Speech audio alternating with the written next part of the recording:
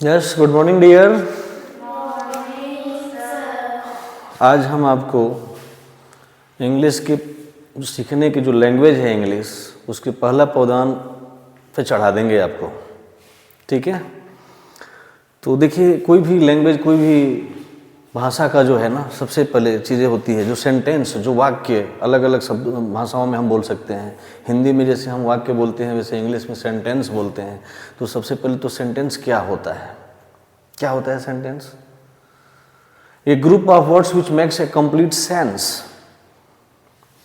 A group of words which makes a complete sense, that is known as sentence. अब sentence जैसे हिंदी में लिखा जाता है, सपोज करिए हिंदी में यहाँ लिखा गया है कि राम स्कूल जाता है। राम स्कूल जाता है। कोई भी सेंटेंस ले लेते हैं, जनरली राम स्कूल जाता है।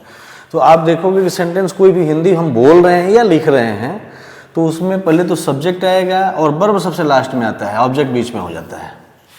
ठीक है। लेकिन इंग्लिश में बिल्कुल अलग होता है और स्ट्रक्चर सेम होगा, चाहे वो सेंटेंस किसी टाइप का हो, चाहे टेंस किसी भी तरह का हो, कोई भी टेंस हो, कोई भी सेंटेंस हो, उसका भी स्ट्रक्चर सेम होता है। जैसे राम गोज टू स्कूल। ठीक है। अब यहाँ देखेंगे आप कि सब्जेक्ट होगा, उसके बाद वर्ब होगा, फिर ऑब्जेक्ट होगा। ठीक है। अगर टेंस या सेंटेंस कोई हम लेते हैं तो उसमें हेल्पिंग वर्ब होगा और मेन वर्ब होगा। अगर हेल्पिंग वर्ब होगा तो मेन वर्ब से पहले हेल्पिंग वर्ब का प्लेस आ जाएगा। बाकी सेम चीज़ होगी, चाहे टेंस कोई भी होगा, स्ट्रक्चर सेम होगा। तो हमने आपको बताया सबसे पहले कि सेंटेंस क्या होता है। तो सेंटेंस है group of words which makes a complete sense, that is known as sentence. अब देखिए, मुख्य रूप से जो सेंटेंस होता है, there are 5 types of sentences. First assertive या declarative, second interrogative, third imperative, fourth exclamatory और फिफ्थ ऑब्जेक्टिव। अब असर्टिव और डिक्लरेटिव में किस टाइप का सेंटेंस बनता है, किस टाइप के सेंटेंस को हम बोलते हैं कि एक्सक्लेमेटरी है या असर्टिव है? जिसमें पॉजिटिव या निगेटिव टाइप का सेंटेंस हो। राम स्कूल जाता है, राम गोज टू स्कूल, और Ram does not go to school. दोनों तरह की चीज़ें ये असर्टिव में आएगी या डिक्लरेटिव में आएगी। ठीक है। दूसरा इंट्रोगेटिव। इंट्रोगेटिव सेंटेंस कहीं भी लिखा हुआ है, चाहे किसी भी टेंस का है, चाहे वो सेंटेंस कैसा भी हो, इंट्रोगेटिव में है तो सबसे पहले पहचान तो वहाँ इंट्रोगेटिव साइन लगा होगा। अगर आप सपोज करो हमें आइडेंटिफाई करना है, कोई सेंटेंस लिखा है कि इंट्रोगेटिव है कि नहीं है, तो इंट्रोगेटिव साइन से ही पकड़ में आ जाएगा कि yes this is an interrogative sentence, sign देख करके। ठीक है। जिसमें कि क्वेश्चन हो, हेल्पिंग वर्ब से शुरू होगा सेंटेंस या क्वेश्चन वर्ड से शुरू होगा। क्लियर है। तीसरा है इम्परेटिव। अब इम्परेटिव में किस तरह के सेंटेंस आते हैं? तो इम्परेटिव में ऑर्डर होगा, आदेश होगा, या रिक्वेस्ट होगा, या फॉर्मेशन होगा। किसी काम को करने के लिए बोला जाएगा या रिक्वेस्ट किया जाएगा, या किसी काम को करने के लिए मना किया जाएगा। इस तरह के सेंटेंस इम्परेटिव में आते हैं। जैसे डोंट गो देयर, वहाँ मत जाओ। कम हियर, यहाँ आओ। Please give me your pen. तो इस तरह का सेंटेंस जो होता है वो इम्परेटिव में होता है। नेक्स्ट जो आता है एक्सक्लेमेटरी। इसमें भी जैसे इंट्रोगेटिव में साइन होता है, वैसे एक्सक्लेमेटरी में भी एक्सक्लेमेशन का साइन होता है। एक्सक्लेमेशन का साइन भी देख करके ज़्यादा दिमाग लगाने की जरूरत नहीं है। अगर कहीं हमें पहचानना, आइडेंटिफाई करना है, तो एक्सक्लेमेशन का साइन देख करके फटाक से बोले कि हाँ yes this sentence belongs to exclamatory types. Okay. और सपोज करो यहाँ नहीं है तो एक्सक्लेमेशन कैसे होता है? जैसे हुर्रा, एलॉस, इस तरह का। जैसे आपको हमने मोटा मोटी पार्ट्स ऑफ स्पीच बताया था, नाउन प्रोनाउन, उसमें इंटरजेक्शन था। तो इंटरजेक्शन टाइप के जो सेंटेंस होते हैं वो आ जाते हैं आपके एक्सक्लेमेटरी में आ जाते हैं। राइट। उसके बाद आता है ऑप्टेटिव। Optative sentence. ऑप्टेटिव में 2 तरह के सेंटेंस बनते हैं। विश, इच्छा बोधक जिसको बोलते हैं हम, इच्छा बोधक। ठीक है। कर्स और बोन, यानी आशीर्वाद या अभिशाप। ये 2 तरह के सेंटेंस बनते हैं। मे गॉड ब्लेस यू, भगवान तुम्हारा भला करे। यू गो टू हेल, आप नर्क में जाओ। तो इस तरह का जो इच्छा बोधक जो टाइप का सेंटेंस जो होते हैं वो आते हैं हमारे ऑप्टेटिव में। तो ये इंग्लिश जो सीखने का जो लैंग्वेज हमारा होता है, इसका ये फर्स्ट स्टेप है। कि सेंटेंस क्या होता है और कितने तरह का सेंटेंस होता है, पहले हम ये जाने हैं कि 5 टाइप के, मेन रूप से 5 टाइप का सेंटेंस होते हैं और इनमें किस किस तरह का सेंटेंस इसमें बिलोंग करते हैं। अब दूसरा जो चीज़ आती है वो होती है टेंसेस। टेंसेस अगर हमें समझ में आ गया क्लियर, देखो सबसे पहले अब हम लोग उसमें क्या करते थे कि ट्रांसलेशन सिखाया जाता था कि हिंदी से इंग्लिश कैसे ट्रांसलेट की जाएगी। अब उसकी ज़रूरत नहीं है कि हम हिंदी से इंग्लिश कैसे बनाएंगे, हमें वोकैबुलरी हमारी ठीक है, स्ट्रक्चर में पता है तो हम ट्रांसलेट कर जाएंगे, ये सीखने की ज़रूरत नहीं है। अब क्या ज़रूरत है, तो आइडेंटिफाई करने की ज़रूरत है कि जो कोई सेंटेंस लिखा है वो पहले हमें आइडेंटिफाई हो जाए कि ये सेंटेंस किस टेंस का है। अगर हम ये आइडेंटिफाई कर लिए तो हम बहुत कुछ सीख जाएंगे, जैसे एक्टिव वॉइस, पैसिव वॉइस सीख जाएंगे, नरेशन सीख जाएंगे, क्लॉज में भी हमें हेल्प मिलेगा, जो हम पार्ट्स ऑफ स्पीच जो हमारे लैंग्वेज सीखने के लिए जो बनता है उसमें भी हमारे हेल्प मिलेगा। तो सबसे पहले हमारी जो बुनियाद है इंग्लिश सीखने की वो सबसे पहले टेंस से शुरू होगी। और वो टेंस हम ट्रांसलेशन नहीं सीखेंगे, हम क्या सीखेंगे, टेंसों का आइडेंटिफाई करना कि ये जो टेंस लिखा हुआ है, सेंटेंस लिखा है वो किस टेंस से बिलोंग करता है। तो इसमें हम 2 चीज़ों पर ध्यान देंगे मेन रूप से। एक तो हेल्पिंग वर्ब, कि हेल्पिंग वर्ब किस टेंस में कौन सा हेल्पिंग वर्ब आता है, ये मेरे को याद होना चाहिए कि भाई ये लगा है तो ये इसमें जाएगा। दूसरा वर्ब की फॉर्म, वर्ब की फॉर्म से पहचान में आ जाएगा कि भैया वर्ब की फॉर्म है और ये हेल्पिंग वर्ब है तो ये इस टेंस का है। तो ये 2 ही चीज़ें हमें पढ़नी है इन टेंसों में। चलिए आगे हम अब इसको बताते हैं कि टेंस क्या है, कितने तरीके के होते हैं और क्या है। इस पर हम आपको टेंस के बारे में बताते हैं। जैसे हम अभी अब डिस्कस कर रहे थे ना कि टेंस के बारे में यही बुनियाद है, यही स्टेप है। अगर ये चीज़ें हमें समझ में आ गई, और ये बहुत ही सिंपल, बहुत ही आसान है। अभी तक जब आपको डर लगता हो, चाहे आप छोटे क्लासेस में पढ़ते रहे हो हमेशा कि हाँ भैया टेंस सिखाया जाता है, ये एक्टिव वॉइस है, ये पैसिव वॉइस है, नरेशन है, फिर आप भूल जाते हैं, ऐसा कुछ नहीं होने वाला है। इतना आसान है, आपके दिमाग में एकदम सेट कर देंगे आप। ध्यान से केवल सुनिए और देखिए कि क्या बोला जा रहा है, क्या कहा जा रहा है।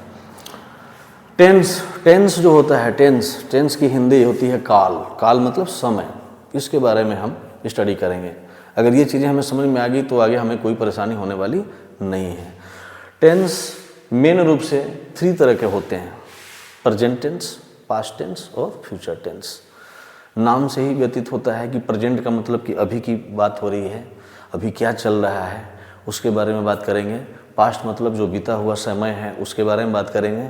और फ्यूचर मतलब जो आने वाला टाइम है उसके बारे में बात करेंगे। ठीक है, तो 3 टाइप के टेंस हैं, इसके बारे में हम स्टडी करेंगे। और ये तीनों टेंस जो है फिर ये चार पार्ट्स में डिवाइडेड हैं। Indefinite tense, continuous tense, perfect tense और परफेक्ट कंटिन्यूअस। यानी कि ये प्रेजेंट के भी ये चारों होंगे, पास्ट के भी ये चारों होंगे और फ्यूचर के भी ये चारों होंगे। इनके भी नाम से इंडेफिनिट का मतलब, अब टेंस जैसा मैंने बताया, टेंस का मतलब समय और काल, यानी समय के बारे में हम स्टडी कर रहे हैं, है ना, जो प्रेजेंट। अब इंडेफिनिट मतलब अनिश्चित, इसमें कोई चीज़ निश्चित नहीं होती है, चाहे वो प्रेजेंट का हो, चाहे पास्ट का हो, चाहे फ्यूचर का हो। ये जाता है, जाता था, जाएगा, ये निश्चित नहीं है कोई चीज़। कंटिन्यूअस मतलब कि लगातार उसमें जो कंटिन्यूटी बनी रहेगी, काम जो है हो रहा होगा, चाहे वो प्रेजेंट की बात होगी, चाहे वो पास्ट की बात होगी, चाहे फ्यूचर की बात होगी। जैसे Ram is going to school, Ram continuous यानी जा रहा है। Ram was going to school, Ram school जा रहा था। या फिर Ram will go to school, Ram school जाएगा। Ram will be going to school, Ram school जा रहा होगा, यानी फ्यूचर में भी वो काम जारी रहा होगा, कंटिन्यूटी बनी रही होगी। तो ये आते हैं कंटिन्यूअस टेंस। दूसरा होता है परफेक्ट टेंस, यानी कि इसमें क्या होता है कि काम पूरा हो चुका होता है, चाहे वो प्रेजेंट की बात हो, चाहे पास्ट की बात हो, चाहे फ्यूचर की बात हो, काम कंप्लीट हो चुका होता है। जैसे मैं यह फिल्म देख चुका हूँ, या फिर मैं यह फिल्म पहले ही देख चुका था, या फिर मैं आने वाले समय में या परसों या कल मैं यह फिल्म इस टाइम पे देख चुका हूँगा। यानी कि प्रेजेंट की बात हो, चाहे पास्ट की बात हो, चाहे फ्यूचर की बात हो, उसमें वर्क जो है वो कंप्लीट हो चुका होगा। ये चीज़ें हम स्टडी करते हैं परफेक्ट के बारे में। नेक्स्ट है परफेक्ट कंटिन्यूअस टेंस। इसमें हम क्या चीज़ें स्टडी करते हैं कि काम पहले से शुरू हुआ होगा और अभी भी जारी होगा। यानी कि जैसे कंटिन्यूअस में होता है ना कि राम स्कूल जा रहा है, मैं बोलूँ कि राम मंडे से स्कूल जा रहा है, यानी मंडे से शुरू किया था पहले और अभी भी जा रहा है। कंटिन्यूअस, परफेक्ट और कंटिन्यूअस दोनों का मिलन जो है परफेक्ट कंटिन्यूअस में देखने को मिलता है। राम 2 घंटे से खेल रहा था, अब एक हो गया कि राम खेल रहा था, तो यानी पास्ट में वो कंटिन्यूस की बात हो, पास्ट में कंटिन्यूस की बात होगी कि राम खेल रहा था। लेकिन राम 2 घंटा से खेल रहा था, तो 2 घंटा पहले शुरू हुआ था और अभी भी खेल रहा था। वो 2 घंटा से लगातार वो खेल रहा था, ड्यूरेशन दे दिया, टाइम दे दिया, तो टाइम देते ही वो परफेक्ट उसमें जुड़ जाता है। प्रेजेंट में होगा तो प्रेजेंट परफेक्ट कंटिन्यूस हो जाएगा, पास्ट की बात होगी तो पास्ट परफेक्ट कंटिन्यूस की बात हो जाएगी, और फ्यूचर की बात होगी तो फ्यूचर में भी परफेक्ट कंटिन्यूस की बात हो जाएगी। ठीक है, ये तो रही बात, ये टाइप्स हमने बता दिया कि किस टाइप के हैं, 3 टाइप, तीनों टाइप में ये 4-4 पार्ट्स होते हैं और इसमें हम किस तरह का सेंटेंस हमें मिलता है। अब हम आपको बताने जा रहे हैं स्ट्रक्चर। स्ट्रक्चर देखिए, जैसा कि शुरू में सेंटेंस जब हम बताए थे तो हमने एक सेंटेंस लिया था कि राम स्कूल जाता है, राम गोज टू स्कूल, तो स्ट्रक्चर सेम रहेगा सभी में, चाहे टेंस कोई भी हो स्ट्रक्चर सेम रहेगा। हमें क्या ध्यान देना है, 2 ही चीज़ मैंने शुरू में बोला था आपको कि पूरे टेंस में आइडेंटिफाई के लिए केवल सिर्फ और सिर्फ 2 चीज़ें आपको ध्यान में रखनी है। कौन सी? पहला तो हेल्पिंग वर्ब, कि भैया अगर हेल्पिंग वर्ब ये लगा है तो ये इस टेंस का है, ये आपको ध्यान रखना पड़ेगा। उसका भी हम तरीके बता देंगे कि कैसे ध्यान रहेगा, आप भूलेंगे नहीं, कभी लाइफ में कभी नहीं भूलेंगे आप। दूसरा, वर्ब की फॉर्म कौन सी है, हेल्पिंग वर्ब किस टेंस में कौन सा लगेगा, और दूसरा मेन वर्ब की जो फॉर्म है उससे, ये 2 चीज़ें हमें ध्यान रखना है। पूरे ये 12 जो पार्ट्स होते हैं ना, 3, 4 या 12 पार्ट्स होंगे, टोटल 12 पार्ट्स होंगे, तो ये 12 पार्ट्स में हमें केवल 2 ही चीज़ें ध्यान रखनी है। क्या? एक हेल्पिंग वर्ब और दूसरा वर्ब, मेन वर्ब की जो है फॉर्म कौन सी है। तीसरी बात, हिंदी में अगर कोई सेंटेंस लिखा है तो हम कैसे पहचानेंगे, तो वर्ब के एंड में क्या चीज़ें ऐसी होती है कि हम उसे पहचान जाएंगे। एक तो हमने आपको बता ही दिया कि क्या काम होगा, किस तरह का काम होगा, वो किस टेंस में किस टाइप का आएगा, लेकिन चलो ये ध्यान नहीं रहेगा हमें, हम उतना ध्यान, प्रैक्टिस होगी तो हमें ध्यान आ जाएगी, लेकिन शुरुआत में ध्यान रखने के लिए उसका आइडेंटिफाई हम लिखवा देंगे आपको हिंदी में कि इस सेंटेंस के क्रिया के जो क्रिया, वर्ब जो होती है क्रिया हिंदी में बोलते हैं, उसके अंत में क्या लगा रहेगा तो हम क्या पहचान जाएंगे। जैसे अब राम स्कूल जा रहा है, तो राम स्कूल जा रहा है प्रेजेंट कंटिन्यूस हो गया। अब रहा है, रही है जब लग जाएगा ना तो कंटिन्यूस है, चाहे प्रेजेंट का हो, चाहे पास्ट का हो, चाहे फ्यूचर का हो। अब प्रेजेंट अब है लगा है तो प्रेजेंट की बात है, था हो जाएगा तो पास्ट की बात हो जाएगी, गागेगी हो जाएगा तो फ्यूचर की बात हो जाएगी। तो इतना आसान ये चीज़ें हैं, कंटिन्यूस होगी। अब इसी में अगर टाइम दे दिया गया तो परफेक्ट कंटिन्यूस की बात होगी। अब राम 2 घंटे से पढ़ रहा है, तो राम पढ़ रहा है तो ये तो हो गया कि प्रेजेंट कंटिन्यूस हो गया, लेकिन राम 2 घंटे से पढ़ रहा है तो ये प्रेजेंट परफेक्ट कंटिन्यूस हो गया। तो टाइम दे दिया तो परफेक्ट कंटिन्यूस हो गया, टाइम नहीं है तो सिंपल कंटिन्यूस है। तो 8 तो आपके ऐसे हम निकल गए, कंटिन्यूस के 4, 3 और 3 6 निकल गए भाई। प्रेजेंट, पास्ट, फ्यूचर तीनों के कंटिन्यूस 3 टाइप्स और तीनों के परफेक्ट कंटिन्यूस 6 तो निकाल दिए, 6 बच गए। 6 में क्या बच गए, तो 3 तो इंडेफिनिट, तीनों के इंडेफिनिट बच गए, और नेक्स्ट क्या बच गया, परफेक्ट बच गया, तीनों के परफेक्ट बच गया। तो परफेक्ट भी आसान है, प्रेजेंट में हो रहा है तो प्रेजेंट परफेक्ट है, पास्ट की बात हो रही है तो पास्ट परफेक्ट है, फ्यूचर की बात है तो फ्यूचर परफेक्ट है। इनडेफिनिट में आ जाइए। अब जैसा कि मैंने आपको बताया, अब इतनी सारी चीज़ों से आपको कंफ्यूज नहीं होना है। मैंने क्या बताया आपको कि 12 टाइप्स जो बन रहे हैं ना, 3, 4 या 12 टाइप्स के सेंटेंस टेंस बनेंगे हमारे। आपको केवल 2 ही चीज़ें ध्यान रखनी है, अभी मैं बता दूंगा, बहुत ही सिंपल है कि किस टेंस में कौन सा हेल्पिंग वर्ब लगेगा, ये ध्यान रखना है, और वर्ब की फॉर्म कौन सी आएगी। तो वर्ब की फॉर्म तो बहुत ही आसान है, उसी तरह से ये भी आसान है। अभी एक चार्ट हम बनवा देंगे आपको, बहुत ही सिंपल हो जाएगा। और ये अगर चीज़ें आपने पकड़ लिया तो सेंटेंस कहीं भी लिखा है, कहीं भी आपको सेंटेंस लिखा हुआ मिल जाएगा तो खट से में देखते ही पहचानेंगे, कह रहे ये तो सेंटेंस इस टेंस का है। और जब टेंस पहचान लिया तो जो हम पढ़ रहे हैं ना टेंसेस का, तो ये एक्टिव वॉइस बोलते हैं, एक्टिव वॉइस। एक्टिव वॉइस और पैसिव वॉइस, एक्टिव वॉइस और पैसिव वॉइस, ये क्या होता है एक्टिव वॉइस और क्या होता है पैसिव वॉइस। तो एक्टिव जो वॉइस हम बोल रहा हूँ ना, एक्टिव वॉइस जो ये टेंसेस जितने हम बता रहे हैं सब एक्टिव वॉइस में आता है। इसमें क्या है, एक्टिव वॉइस पैसिव वॉइस में क्या अंतर है। तो एक्टिव वॉइस में सब्जेक्ट की इंपॉर्टेंस होती है, यानी जो काम करने वाला होता है ना उसकी इंपॉर्टेंस एक्टिव वॉइस में होती है। जितने हम टेंस पढ़ेंगे वो सब एक्टिव वॉइस होती है। और पैसिव वॉइस इसका जस्ट उल्टा होता है ना, जिसमें बोलते हैं कि सब्जेक्ट को ऑब्जेक्ट बना दो, ऑब्जेक्ट को सब्जेक्ट बना दो, और सेंटेंस का फॉर्मेशन इस तरीके से होता है। वो भी टाइम टू टाइम आगे हम पढ़ाएंगे, आपको बताएंगे। तो पैसिव वॉइस एक्टिव वॉइस में क्या अंतर रहा। एक्टिव वॉइस में सब्जेक्ट की इंपॉर्टेंस है, यानी काम जो करने वाला होगा ना उसकी इंपॉर्टेंस होगी उस सेंटेंस में। और पैसिव वॉइस में क्या होगा, पैसिव वॉइस में ऑब्जेक्ट की इंपॉर्टेंस होती है, यानी काम इंपॉर्टेंस होगा, करने वाला इंपॉर्टेंस नहीं होगा। क्या इंपॉर्टेंस होगा? काम इंपॉर्टेंस होगा, यानी कि ऑब्जेक्ट इंपॉर्टेंस होगी पैसिव वॉइस में। तो ये अंतर है।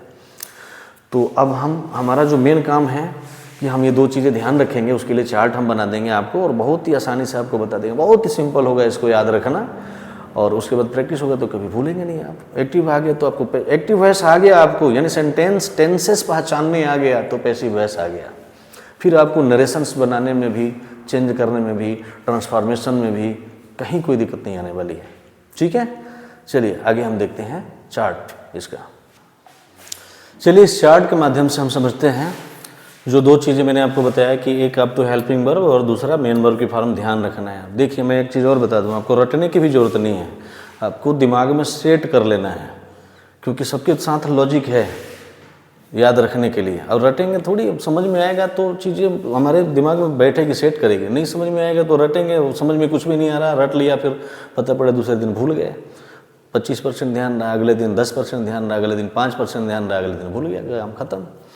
रटना नहीं है इसको दिमाग में सेट करना है। सबके साथ लॉजिक है कि क्या करना क्या है। पहले ये तो दो चीज़ें मैंने बताया आपको ध्यान में रखना है। उसके बाद हम जब स्ट्रक्चर वाइज जब चलेंगे, हर टेंस का स्ट्रक्चर वाइज जब चलेंगे ना, तो और भी क्लियर हो जाएगी। ठीक है, चलिए बताते हैं आपको। जैसे प्रेजेंट इंडिफिनिट, अब इंडिफिनिट में तीनों के, प्रेजेंट इंडिफिनिट, पास्ट इंडिफिनिट और फ्यूचर इंडिफिनिट, इन तीनों के इंडिफिनिट में चलते हैं। फिर उसी तरह कॉन्टिन्यूअस है, फिर परफेक्ट है, फिर परफेक्ट कॉन्टिन्यूअस है।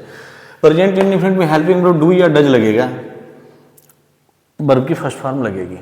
ठीक है, पास्ट इंडिफिनिट में हेल्पिंग वर्ब डिड लगेगी और V2 और V1। अब V2 और V1 क्यों लिखा है भाई? तो जब डिड का यूज होगा तो V1 हो जाएगा, जब डिड का यूज नहीं रहेगा यानी कि अफर्मेटिव में तो V2 लगेगा। ये दो टेंस ऐसे हैं जिनमें आपको ज़्यादा ध्यान रखने की जरूरत है। बाकी सभी में शुरू से ही हेल्पिंग वर्ब लगती है, कहीं कोई दिक्कत होने वाली नहीं है। इन दो में, दोनों के प्रेजेंट इंडिफिनिट में भी, अफर्मेटिव में हेल्पिंग वर्ब नहीं आती है। तो उसमें भी कुछ रूल्स हो जाते हैं कि सिंगुलर सब्जेक्ट है कि प्लूरल है। सिंगुलर सब्जेक्ट है तो V1 में एस यूज करेंगे, प्लूरल है तो सीधा V1 लिख देंगे। उसी तरीके से पास्ट इंडिफिनिट का अफर्मेटिव में, पास्ट इंडिफिनिट का अफर्मेटिव में क्या चीज़? V2 यूज होता है, डिड नहीं यूज होता है, V2 यूज होता है। डिड कब आता है? जब नेगेटिव और इंट्रोगेटिव सेंटेंस बनते हैं तब। तो जब डिड का यूज करेंगे तो वहाँ V1 हो जाएगी, और अफर्मेटिव में डिड यूज नहीं होता है, कोई हेल्पिंग वर्ब नहीं आती है अफर्मेटिव में, तो V2 यूज होता है। और दूसरा एक चीज़ और है कि V2 का यूज और किसी जगह नहीं यूज होता है, केवल पास्ट इंडेफिनिट के अफर्मेटिव सेंटेंसेस में V2 का यूज होता है, बाकी V2 कहीं यूज नहीं होता है। तो ये इकलौता ऐसा टेंस का पार्ट्स है जो आपको ये तो कभी भूलना ही नहीं चाहिए, ध्यान रहेगा। क्यों? दो चार चीज़ों में हो तो कन्फ्यूज भी हो सकते हैं। अब एक चीज़ है तो फिर कन्फ्यूज होने की कहाँ जरूरत है? एक ही है, पास्ट इंडेफिनिट का अफर्मेटिव पार्ट में V2 यूज होता है और कोई हेल्पिंग वर्ब नहीं होती है। और जैसे निगेटिव उसका होता है, past indefinite tense past indefinite है, लेकिन जैसे निगेटिव होता है डिड आ जाता है, और डिड आते ही वो V1 हो जाता है। तो V2 का यूज कहाँ होता है? V1, V2, V3, V4 होता है ना, तो V2 का यूज कहाँ होता है? सिंगल एक ही जगह V2 यूज होता है। V3 तमाम जगह V3 यूज होगी, V1 यूज होगा, लेकिन V2 सिर्फ और सिर्फ पास्ट इंडेफिनिट का अफर्मेटिव में। क्लियर है? अच्छा, उसके बाद फ्यूचर इंडेफिनिट। अब फ्यूचर की बात ही, फ्यूचर का शुरुआती विल सेल से होता है। अगर किसी टेंस में, सेंटेंस में विल सेल नहीं है तो फ्यूचर का नहीं है, सिंपल सी बात है। अब पता पड़े राम गोज टू कुछ लिखा है या राम वेंट टू स्कूल लिखा है और आप फ्यूचर बोल रहे हो, तो ये सिली मिस्टेक नहीं है, तो बहुत ही ग्रांड मिस्टेक हो जाएगी। ऐसी मिस्टेक नहीं करना है, दिमाग में ध्यान रखना है कि जहाँ विल सेल है ही नहीं है। हाँ, फ्यूचर का हम फ्यूचर इंडेफिनिट को फ्यूचर कंटिन्यूअस या परफेक्ट कुछ भी बोल दिया है तो चलो फ्यूचर तो बोला है, लेकिन विल सेल है ही नहीं और फ्यूचर हम बोल रहे हैं, तो ये चीज़ें नहीं करनी है, ध्यान रखना। जहाँ फ्यूचर की बात तभी आएगी जब विल या सेल होगा। क्लियर है? क्लियर है कि नहीं है? बाबा को देखो, ध्यान करो, बाबा ध्यान दो, ध्यान दो, ऐसी अपॉर्चुनिटी बहुत कम मिलती है। ठीक है, तो उसको ध्यान दोगे ना तो ये सेट हो जाएगा दिमाग में। नहीं तो फिर वही बात होगी कि डेली वही चीज़ें, आज ये टीचर पढ़ाया, कल वो टीचर पढ़ाया, आज यहाँ पढ़ रहे हैं, कल वहाँ पढ़ रहे हैं, और हो गए हम बूढ़े हो गए, लेकिन चीज़ें कुछ भी नहीं समझ में हमारी आई। तो ऐसा चीज़ें ध्यान दो, जहाँ चीज़, जिस क्लास में जो चीज़ चल रही है एकदम बिल्कुल टका बको ध्यानम, बगुले की तरह ध्यान होना, एकदम बिल्कुल ध्यान। अब ध्यान है ही नहीं है। आज सुबह वो बात कर रहा था ना उस पीरियड में, हैं, ध्यान की तो बात कर रहा था मैं कि ध्यान ही ऐसी शक्ति है कि हम आगे जा सकते हैं। अगर ध्यान हमारा विचलित हो गया तो चाहे आप, फिर आप लेबर हो गए, फिर आपका काम जो है ना हार्ड वर्क हो सकता है, स्मार्ट वर्क नहीं हो सकता है फिर आपका। ध्यान, ध्यान एक ऐसा पॉइंट है, एक ऐसा मुद्दा है जो खत्म ही नहीं हो सकता है। इस पे स्पीच कह लो, भाषण कह लो, बातें कह लो, ध्यान पे खत्म ही नहीं हो रही। पूरी दुनिया जो है ध्यान पे केवल टिकी हुई है। अब देवताएं हैं, देवता लोग हैं, देवता लोग में सबसे, अब वही बात होगी, चाहे इंसान कह लो, इंसान में भी देवता का रूप है। और देवता जिसको मानते हैं हम, तो देवताओं में भी कहते हैं ना कि ये देवों के देव महादेव हैं। और देवों के देव महादेव किसको बोलते हैं? शिव को बोलते हैं ना। शिव के पास शक्ति है। शक्ति क्या राम के पास नहीं है, कृष्ण के पास नहीं है, या फिर हनुमान के पास नहीं है, चाहे और देवी गणेश के पास नहीं है, सभी के पास शक्ति है। लेकिन सबसे ज़्यादा शक्ति शिव जी के पास है। देवों के देव महादेव, क्यों? सबसे ज़्यादा ध्यान शिव लगाते हैं, सबसे ज़्यादा ध्यान लगाते हैं वो शिव लगाते हैं। उनको ये भौतिक सुखों से कोई लेना देना नहीं होता है। वो पहाड़ पे पड़े हैं बिल्कुल और ध्यान लगाते हैं। तो ध्यान से ही शक्ति है, चाहे वो छोटी पॉइंट पे ले लो, चाहे बड़े पॉइंट पे ले लो, कहीं भी ले लो, शक्ति कहाँ है? ध्यान पे। क्लास में पढ़ रहे हैं और ध्यान ही नहीं दे रहे हैं। क्या पढ़ाई जा रहा है? बहुत सिंपल छोटी चीज़ बताई जा रही है और ध्यान कहीं और है। और टीचर ने दोबारा बैक करके पूछ लिया तो उल्लू की तरह खड़ा हो जाएंगे। पता ही नहीं क्या बताया सर ने, क्या पढ़ाया, क्या बताया। और कमजोर, कितना भी कमजोर बच्चा है, जिस दिन जागरूक होकर के ध्यान दे दिया कि सर क्या पढ़ा रहे हैं, सर क्या बोल रहे हैं, और सर बैक होकर के वापस पूछ लिया, खट से खड़ा होकर बता देगा, जवाब दे देगा। तो ये चीज़ होती है, ध्यान की बहुत शक्ति होती है। ध्यान को जगाओ। समझ में आ रही है भाई चिंटू राम? तो ये चीज़ें होती है। कहाँ से कहाँ भटक गए हम। देखो क्या बता रहे थे अभी, विल और सेल के बिना फ्यूचर की कल्पना ही नहीं है। सिंपल सी बात है कि अगर विल सेल लगा है जहाँ पर, वहीं फ्यूचर की बात है। अगर विल सेल नहीं है तो फ्यूचर, कम से कम फ्यूचर से तो बच जाओगे कि फ्यूचर का तो कोई पार्ट नहीं है अगर विल सेल नहीं है तो। और विल सेल आ गया तो फ्यूचर ही है। अब फ्यूचर में चार चीज़ें हैं कि इंडिफिनिट का है, कि कंटिन्यूअस का है, कि परफेक्ट का है, कि परफेक्ट कंटिन्यूअस का है। ये चार चीज़ें आ जाएंगी, ठीक है। तो विल या सेल लगेगा और भी1 लगेगा फ्यूचर इंडिफिनिट में। अब कंटिन्यूअस पे आ जाइए। तो कंटिन्यूअस में सबसे पहले वर्ब में आईएनजी आया तो वो कंटिन्यूअस हो गया। जहां वर्ब में आईएनजी, हेल्पिंग वर्ब तो छोड़ो अभी दूर, वर्ब में आईएनजी आ गया तो कंटिन्यूअस आ गया वो। अब वो चाहे किसी भी टेंस का कंटिन्यूअस हो, चाहे वो परफेक्ट कंटिन्यूअस हो। अभी कंटिन्यूअस है, वर्ब में तो आईएनजी आ गया, हमने देख लिया कि कंटिन्यूअस है। अभी कंटिन्यूअस सिर्फ कंटिन्यूअस है या परफेक्ट कंटिन्यूअस है, या फिर किस टेंस का कंटिन्यूअस है, या फिर किस टेंस का परफेक्ट कंटिन्यूअस है, ये कौन बताएगा? Helping verb, helping verb. लेकिन इतना कंफर्म हो गया कि वर्ब में आईएनजी आ गया तो ये कंटिन्यूअस है बेटा, ठीक है। फिर अब हमें उस पर ध्यान लगाना है, किस पे? हेल्पिंग वर्ब पे, कि हेल्पिंग वर्ब इसमें कौन सी आ रही है। ईज एम आ रहा है और V1 में आईएनजी है, it means present continuous. Was या वेयर आया है, वर्ब में आईएनजी है, इसका मतलब पास्ट कंटिन्यूअस। फ्यूचर में वर्ब में आईएनजी है और विल बी सेल भी आया है तो ये फ्यूचर कंटिन्यूअस हो गया। क्लियर? अब आ जाइए परफेक्ट पे। जैसे वर्ब में आईएनजी आ गया, कंटिन्यूअस की बात हो रही थी, तो V3 आ जाएगा खटाक। V3 मतलब परफेक्ट।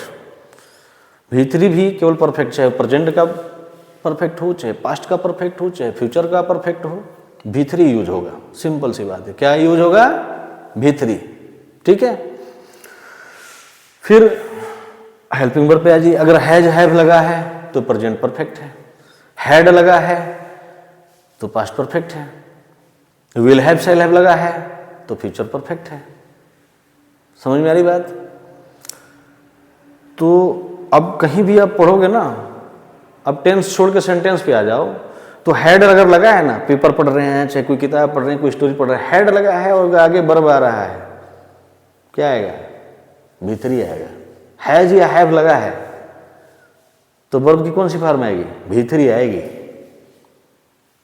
हैज हैव हो गया, हैड हो गया, या विल हैव शैल हैव हो गया, तो उसके बाद जो वर्ब आएगा वो क्या आएगा?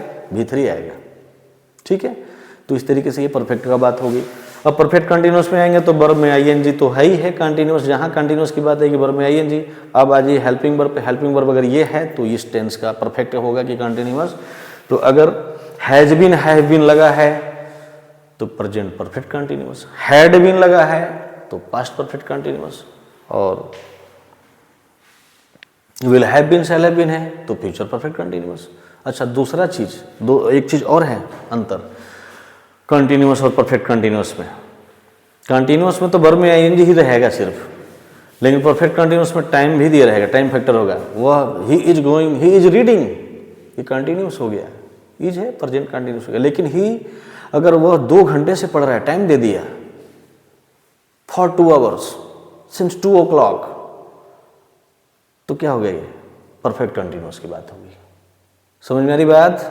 क्लियर है? तो ये चीजें हैं।